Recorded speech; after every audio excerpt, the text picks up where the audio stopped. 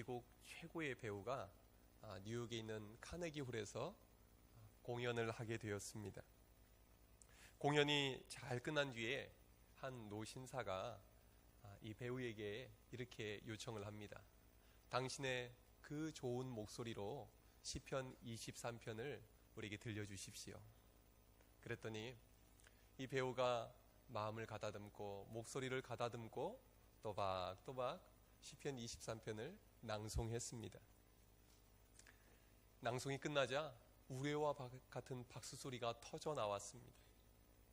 그때 이 배우는 자기에게 부탁했던 그 노신사에게 똑같이 시편 23편을 낭송해 줄 수 있겠느냐고 부탁했습니다. 그때 이 노신사는 눈을 지그시 감고 시편 23편을 암송하기 시작했습니다. 여호와는 나의 목자시니 내게 부족함이 없으리로다. 한 절 한 절 낭송하면서 마지막 절에 이르렀습니다. 내가 여호와의 집에 영원히 거하리로다. 아멘. 그런데 낭송이 다 끝났는데 아무 반응이 없는 겁니다.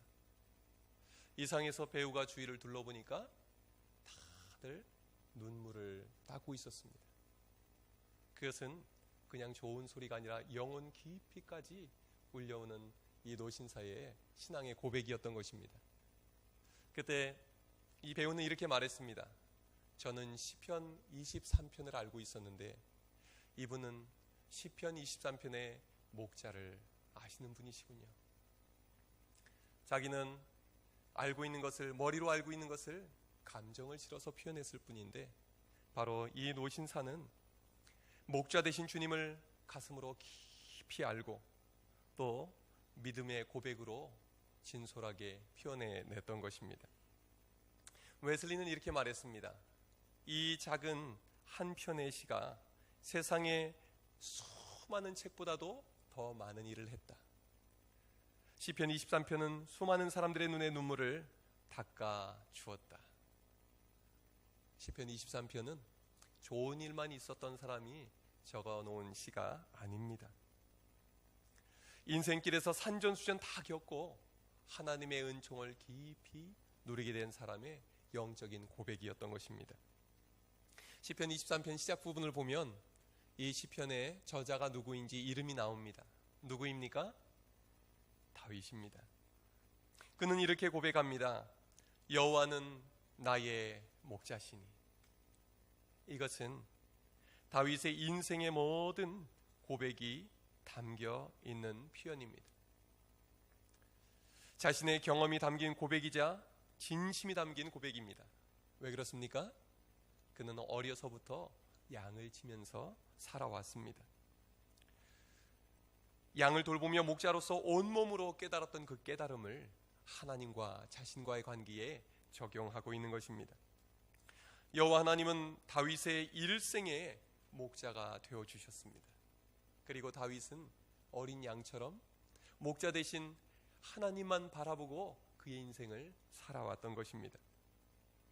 여호와는 나의 목자시니 라는 고백에 다윗의 신앙의 모든 것이 들어있습니다. 믿음으로 승리하는 비결이 들어있습니다. 이 시간 시편 23편에서 다윗을 통해서 우리에게 주시는 하나님의 말씀에 귀를 기울이시기 바랍니다. 다윗은 여호와는 나의 목자시니 라고 고백하며 자신이 받은 은혜를 말합니다. 무엇입니까? 첫 번째, 내게 부족함이 없으리로다. 우리 시편 23편의 1절 같이 읽겠습니다. 시작. 여호와는 나의 목자시니 내게 부족함이 없으리로다. 아멘. 다윗은 어려서부터 양들을 돌보며 한 가지 분명한 걸 깨달은 것이 있습니다. 그것은 양들에게는 목자가 전부라는 사실입니다. 갓 태어난 아기에게 엄마가 전부인 것처럼 말입니다. 아기는 엄마만 있으면 됩니다.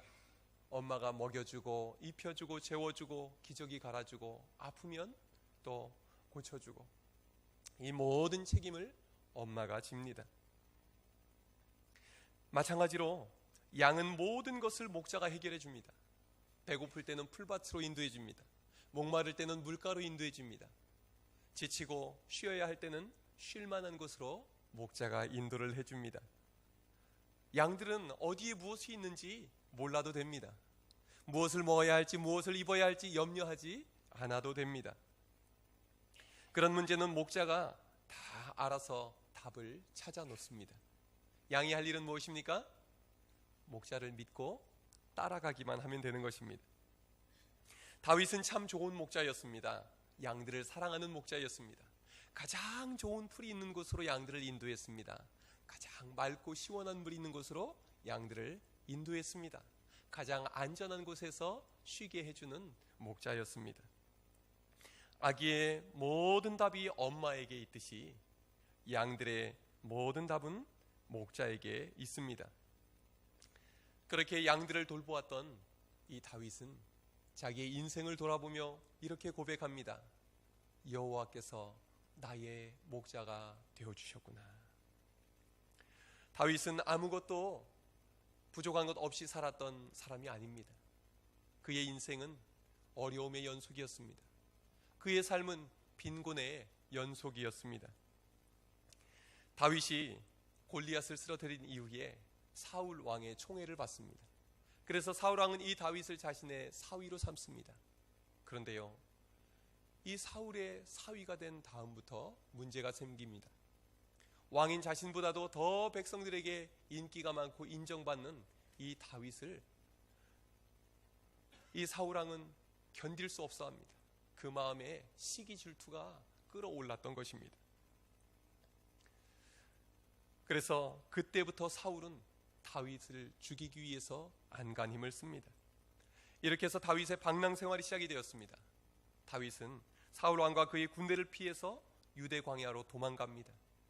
그것은 험한 곳이었습니다. 물도 없고 먹을 것도 없는 곳이었습니다.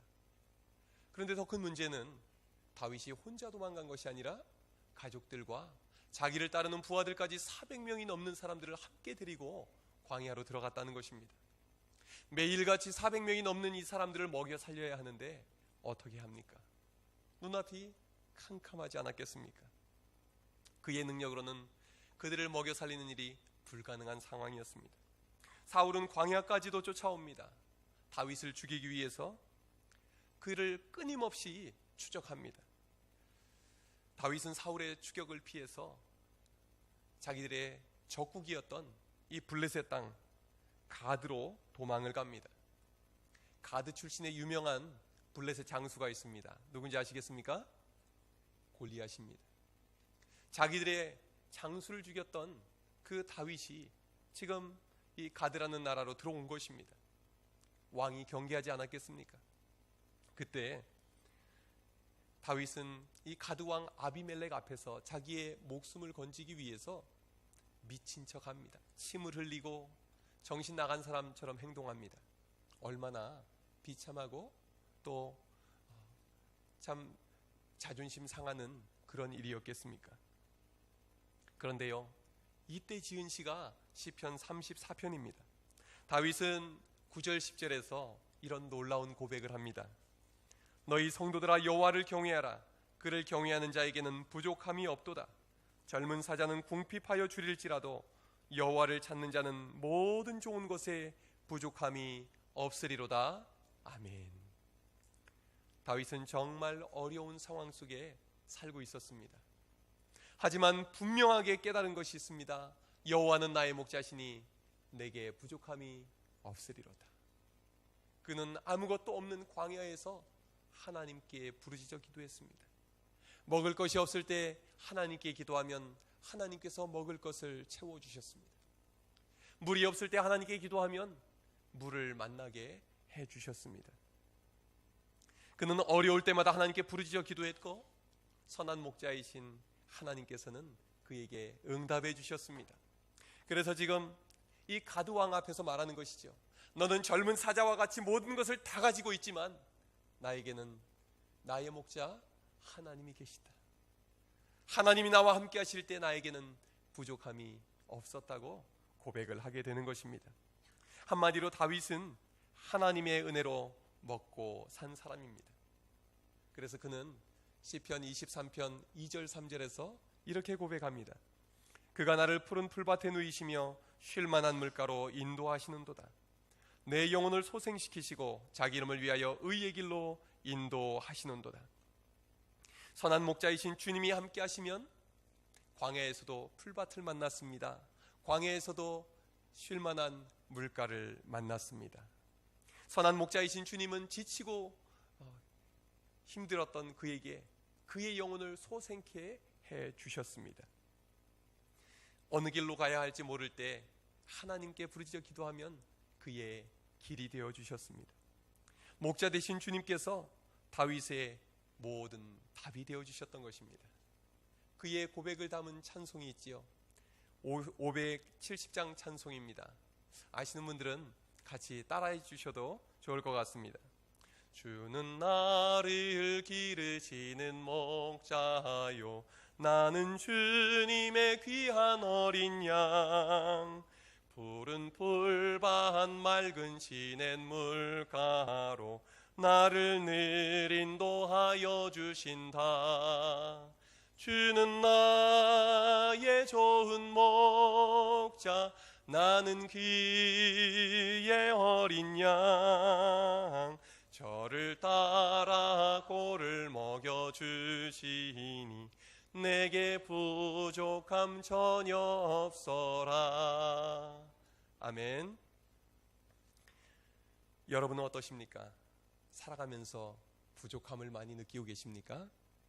그러시다면 목자 되신 우리 주님께 부르짖어 구하시기를 바랍니다. 주님은 요한복음 10장에서 이렇게 말씀하십니다.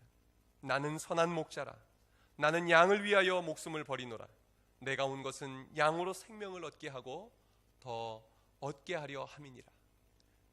풍성하게 얻게 하려는 것이 우리 주님의 뜻이라고 말씀하십니다. 우리의 답은 주님께 있습니다. 주님께 우리의 부족함을 아뢰 때 주님께서 우리의 부족함도 채워주시고 부족함이 없는 인생으로 인도해 주실 줄로 믿습니다. 여호와는 나의 목자시니 두 번째 우리에게 주시는 은혜는 무엇입니까? 나와 함께 하십니다. 우리 함께 본문 4절을 읽겠습니다. 시작. 내가 사망의 음침한 골짜기로 다닐지라도 해를 두려워하지 않을 것은 주께서 나와 함께 하심이라. 주의 지팡이와 막대기가 나를 안위하시나이다. 아멘. 다윗은 살아가면서 부족함과 궁핍을 느끼는 차원을 넘어서 그는 사망의 음침한 골짜기를 지나야 할 때가 많이 있었습니다. 그의 생명의 위협을 느끼는 순간들이 그만큼 많았다는 것입니다. 지난주에 우리는 고라 자손의 84편의 시편에서 눈물의 골짜기를 살펴봤습니다. 그런데요, 지금 다윗이 만난 사망의 음침한 골짜기는 그것과 비교할 수 없는 것입니다. 앞서 말씀드린 것처럼 사울은 자신의 사위인 이 다윗을 죽이기 위해서 끝까지 쫓아다녔습니다. 자기 집에서 이 사위인 다윗에게 창을 던지기도 했습니다. 그리고 다윗이 그와 그의 군대를 피해서 광야로 도망갔을 때 그를 찾아내기 위해서 혈안이 되어 쫓아다닙니다. 어떨 때는요, 한 동굴에서 두 사람이 같이 머물렀던 적도 있었습니다. 만약에 그때 사울에게 붙잡혔더라면 그 자리에서 죽임을 당했을 것입니다. 얼마나 다윗은 살떨리는 순간이었겠습니까? 동굴은 어둠의 공간입니다.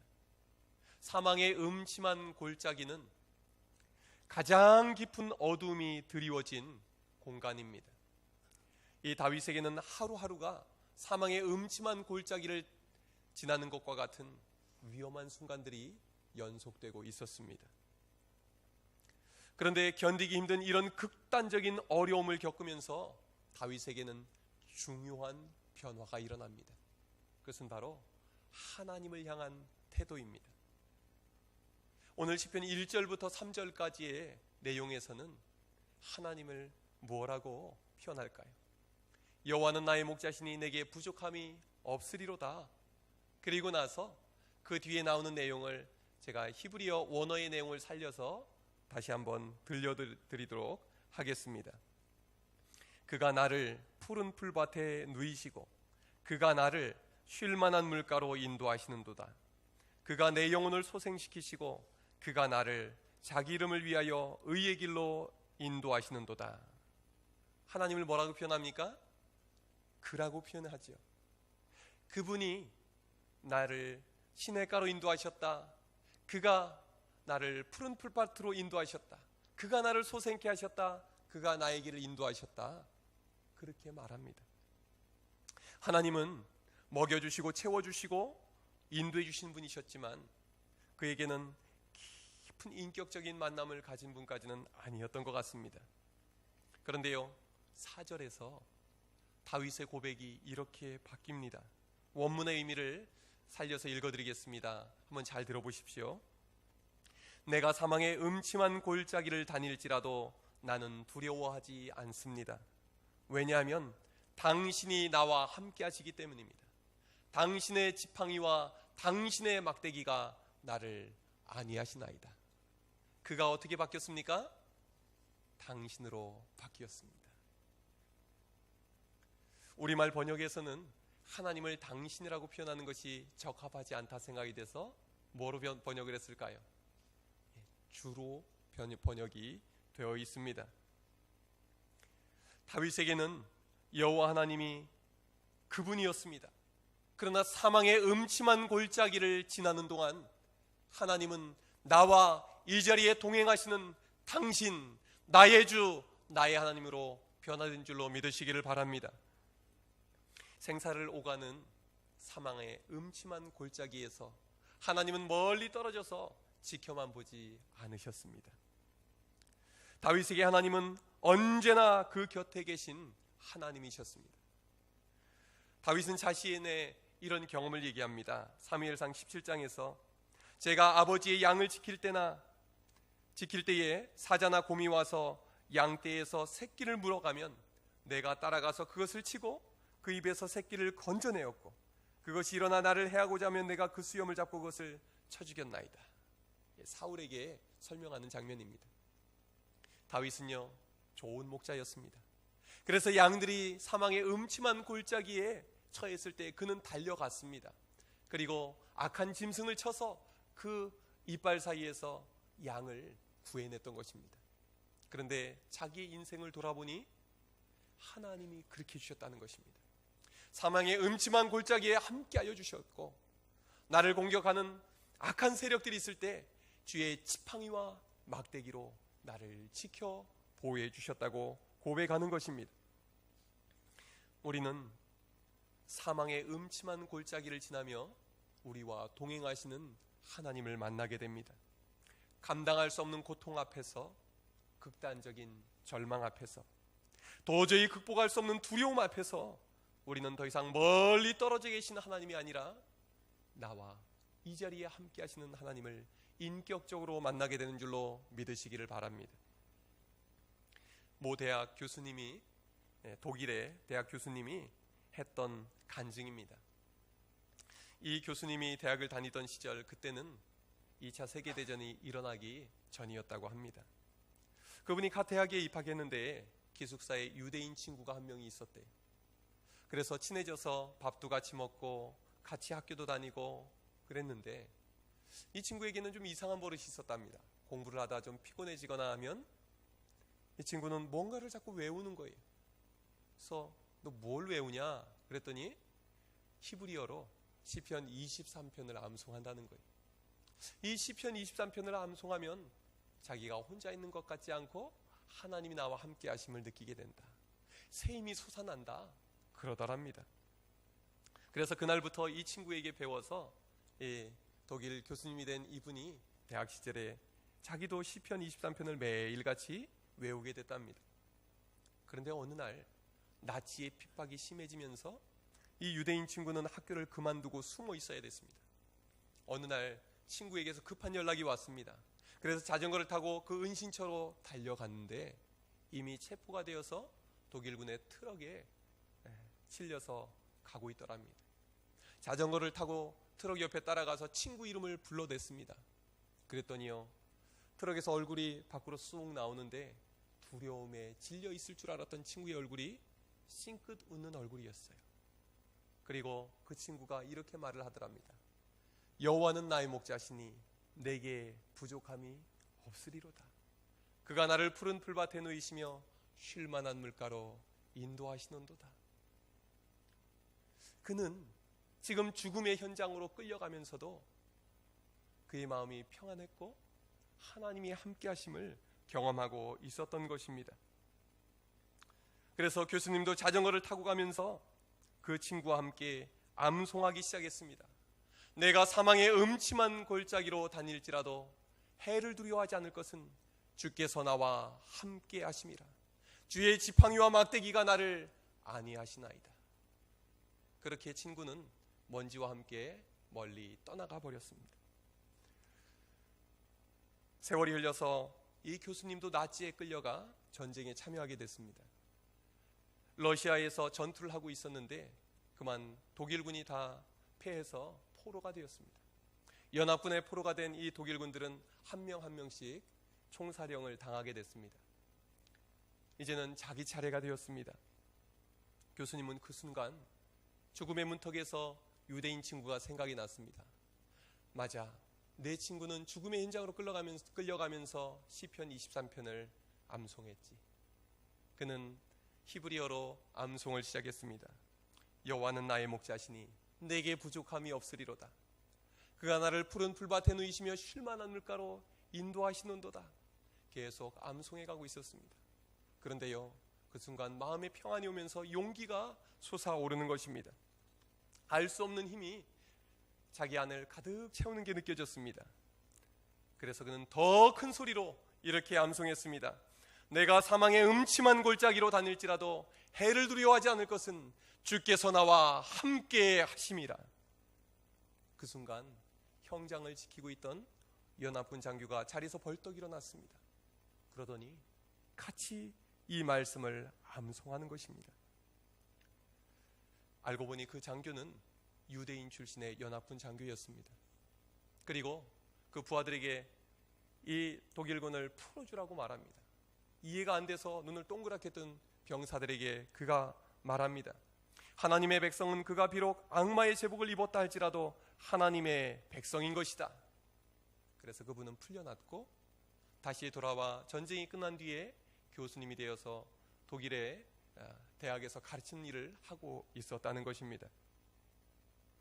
하나님께서 이 교수님이 사망의 음침한 골짜기를 지날 때에 함께 하셨습니다. 주의 지팡이와 막대기가 그를 보호해 주셨습니다. 더 이상 이 교수님에게는 그분이 아니라 나의 주, 나의 하나님, 당신이 되었던 것입니다. 여러분, 어둠이 깊을수록 하나님은 우리와 더 가까이 계십니다. 지금 사망의 음침한 골짜기를 지나는 분들이 계십니까? 그렇다면 주의 지팡이와 막대기가 우리를 지켜주고 계심을 믿으시기를 바랍니다. 우리 주님께서는 우리가 사망의 음침한 골짜기를 지날 때에 우리와 동행하실 뿐만 아니라 우리 대신 죽음을 당하셨습니다. 그리고 사망의 권세를 깨뜨리셨습니다. 그리고 우리를 죽음에서 자유케 하셨습니다. 우리의 당한 모든 고난을 아시는 우리 주님께서 우리와 동행하십니다. 항상 우리 주님을 의지하여 살아가실 주님의 이름으로 축원합니다. 여호와는 나의 목자시니 세 번째로 어떤 은혜를 주십니까? 내 잔이 넘치나이다. 우리 5절의 말씀을 함께 읽겠습니다. 주께서 내 원수의 목전에서 내게 상을 차려주시고 기름을 내 머리에 부으셨으니 내 잔이 넘치나이다. 아멘. 다윗의 목자 되신 여호와 하나님은 사망의 음침한 골짜기 너머에 잔치상을 차려주셨습니다. 그것도 다윗을 사망의 음침한 골짜기로 밀어넣었던 원수들 앞에서 말입니다. 그리고 하나님께서는 그의 머리에 기름을 부으시고 그의 잔이 넘치도록 부어주셨습니다. 골리앗과 싸울 때에 하나님은 그 너머에 승리의 잔치상을 차려주셨습니다. 사울에게 쫓길 때에 그는 정말로 어려운 상수에서 도망다니는 비참한 신세였지만 그 이후에 하나님께서는 그의 머리에 기름을 부어 왕이 되게 해주셨습니다. 그리고 모든 백성들에게 존경받는 왕이 되게 해주셨던 것입니다. 하나님께서 차려주신 그 잔치상에서는 항상 넘치는 은혜가 있는 줄로 믿으시기 바랍니다. 그리고 그는 6절에서 이렇게 고백합니다. 내 평생의 선하심과 인자심이 반드시 나를 따르리니 내가 여호와의 집에 영원히 살리로다. 아멘. 지금까지 자기가 목자 대신 우리 하나님을 따라다닌 줄 알았어요. 그랬더니 뒤돌아보니까요, 하나님이 항상 자기와 함께 하셨던 겁니다. 자기 눈에 안 보인다 생각했을 때마저 하나님은 항상 자신의 뒤에서 따라오고 계셨던 것입니다. 목자이신 우리 하나님은 때로는요, 우리 앞에서 푸른 풀밭 쉴만한 물가로 인도해 주십니다. 사망의 음침한 골짜기에서는 우리 곁에 꼭 붙어 계십니다. 우리 눈에 안 보일 때, 하나님이 어디 가셨는지 확인할 길이 없을 때, 하나님은 우리의 등 뒤에서 뒤에 지팡이와 막대기로 우리를 안위하고 계신 줄로 믿으시기를 바랍니다. 주님은 우리와 영원토록 함께 하십니다. 원인을 알 수 없는 질병에 고통받던 한 중년 남성이 있었습니다. 유명한 의사들 다 찾아다녀보고 좋은 약 다 먹어봤지만 도대체 고칠 수가 없었습니다. 낮이면 불안하고 초조했습니다. 밤이면 누군가 목을 조르는 것처럼 너무나 고통스러워서 잠을 잘 수가 없었습니다. 직장마저도 이제는 그만둬야 할 정도로 심적으로 쇠약해져 있었습니다. 그러던 어느 날 그의 처지를 딱하게 여긴 한 친구가 독실한 기독교인인 정신과 의사 한 명을 소개해 줬습니다. 그를 찾아가 자기의 고통을 호소했더니 1시간이 넘도록 이야기를 잘 들어주었습니다. 그러더니 그 의사 선생님이 겸손하게 그러나 단호하게 이렇게 말합니다. 선생님, 제가 꼭 고쳐드리겠습니다. 그러더니 처방전을 써서 내밀면서 이렇게 말합니다. 선생님 병은 웬만한 약으로 고칠 수가 없는 중한 병입니다. 그런데 제가 아주 귀한 약을 처방했습니다. 오늘 밤 조용한 시간에 혼자 이 처방전을 읽어보십시오. 그리고 약을 지어서 잘 복용하십시오. 반드시 나을 겁니다. 밤이 되어서 이 남자는 가족이 다 잠든 뒤에 조용히 처방전을 꺼내 보았습니다. 거기는 이렇게 기록이 되어 있었습니다. 처방전, 약의 이름 구약, 약의 종류 시편 23편, 용량 및 용법, 하루 5차례 식전 식후에 물 없이 천천히 씹어서 드십시오. 기타상 꾸준히 장기 복용하셔야 뚜렷한 효과를 볼 수 있습니다. 이것을 본 이 남자는 어땠을까요? 화가 났습니다. 지금 장난치는 거야? 구겨서 쓰레기통에 집어 던졌습니다. 그러나 그날부터 또 일주일간 불면증에 시달리며 너무나 고통스러웠습니다. 일주일이 지나고 문득 생각났습니다. 아, 맞아, 처방전. 그래, 내가 한번 속는 셈 치고라도 해봐야겠다.